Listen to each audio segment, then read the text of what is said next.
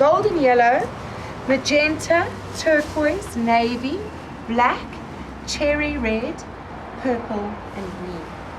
You're welcome to play with any of these. The only rule is that if you play with this one and you elect to use it, you use it first. Okay. If you go, oh my goodness, I put all these other colors on, I still want the yellow, then I would prefer you to do it this way, where you remove the yellow from the container with a pipette, and then you put it onto your garment here over the messy bucket.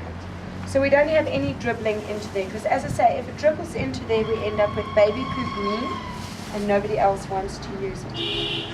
Now, I've also learned that the first color you put on can sometimes dominate the work. And in the case of the yellow, that's not always a good thing. I don't like a t-shirt that's very yellow. I tend to prefer the blue colors. So with this one, I'm going to put the yellow into the smaller section, just to compensate for that a little bit. So I'm going to put the yellow into the dye up to the middle line. I'm going to choose the smaller section. Now if we just put it in and pull it out, when I open my t-shirt up at the end, it's going to have lots of white on it, just spindly little yellow lines. Does it look a little more like orange? Or then It when does dry, look a little bit orangey. It dries more yellow. Okay. And I do have a lemon yellow color, but it is chemically unstable. Okay, that color that you Yes. more. You won't like me for selling it to you. So when I start with my students who are just learning, we learn on this one, and then when they insist on expanding into the other colors and they've got more information about how it works and they're more confident with it, then I move them on to the bright yellow. But it is a great question because it does look very orangey. It does dry more yellowy. How many times do you do that? A lot. Like 5 or 6. Be patient. And you can do a reality check. Go look. Look at all that white still in there. Can you see all the white still in there? Sure. I've done quite a bit of that and there's still quite a lot of white still in there. So I'm going to go back and work it a little bit more. What also happens is when I squeeze it out, like this, then I put it back in the liquid, it goes, and it takes another sip and it sucks it into the deeper layers.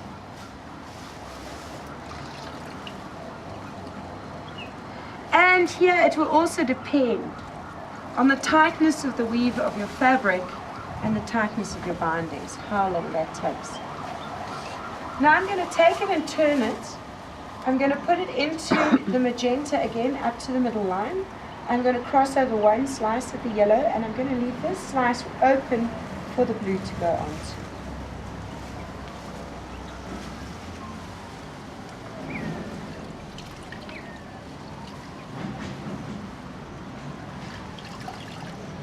And here you can see we've made the one shirt, but it hasn't really made a dent in the amount of dye that you've got in there.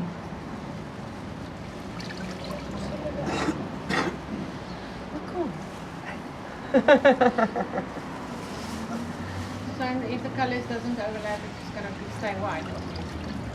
Yes, where you don't get the color in, it's going to stay white. Okay, now I'm going to take it and I'm going to turn it.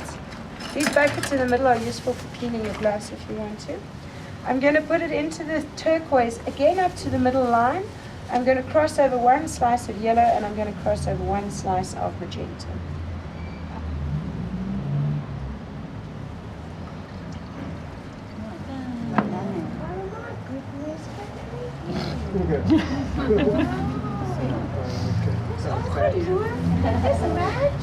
Okay, and now you can see why I call it a rainbow box.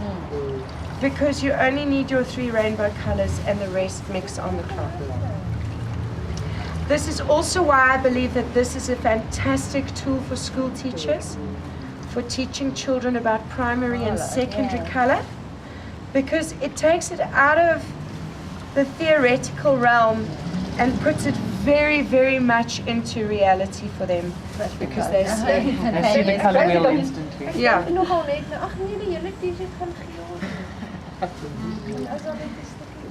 Okay. Can I ask somebody to help me with the bags on this side, maybe? Do I have a volunteer? And could I